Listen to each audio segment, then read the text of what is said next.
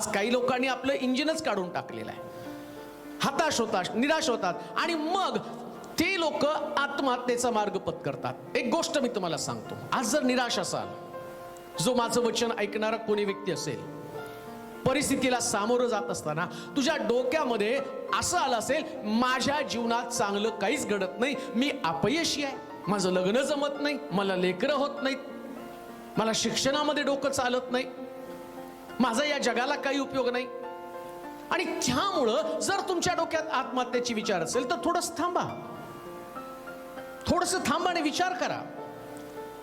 शास्त्र सांगतं, भेकड व्यक्तीला स्वर्गाच्या राज्यात प्रवेश नाही तर त्याला नरकामध्ये टाकण्यात येणार आहे.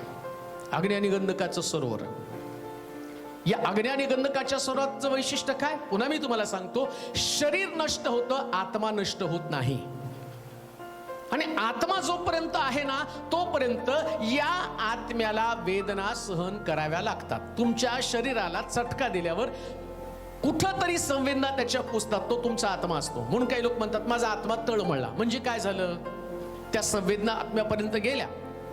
आणि काय सांगितलं बायबलमध्ये? जी भेकड लोक आहेत त्यांना नरकामध्ये अनंत कालासाठी टाकलं जाणार आहे. अहो, 30-40 वर्ष प्रश्न हाताळू शकत नाही, 10-20 वर्ष प्रश्न हाताळू शकत नाही आणि मरण पत्करता. मग तिथून तुम्हाला कोण सोडवणार आहे? जे अनंत कालचं, माहित नाही किती काळ, एंडच नाही त्याला. सार्वकालिक जीवन आणि सार्वकालिक मरण, स्वर्ग आणि नरक, या दोन संकल्पना पृथ्वी तलावरती आहे. मग तुम्ही म्हणाल, नाही मेल्यावर पुढचं पुढं बघू. जो जीवनातले प्रश्न सोडू शकला नाही, तो पुढचे प्रश्न काय सोडवणार आहे? मग देव तुम्हाला नरकात का टाकणार आहे? आत्महत्या करणाऱ्या व्यक्तीला, आत्महत्येची विचार डोक्यामध्ये आणणाऱ्या व्यक्तीला, भेकड माणसाला. जो व्यक्ती आत्महत्येची विचार करतो तो भेकड आहे. बायबलमध्ये लिहिलं ते. तुमच्याकडे ज्ञान नाही म्हणून तुम्ही त्या ठिकाणामध्ये आत्महत्या करत आहात. तुमच्याकडे पैसा नाही म्हणून तुम्ही आत्महत्या करत आहात. तुम्ही कर्जबाजारी झाला म्हणून तुम्ही आत्महत्या करत आहात. लग्न जमत नाही म्हणून आत्महत्या करत आहात.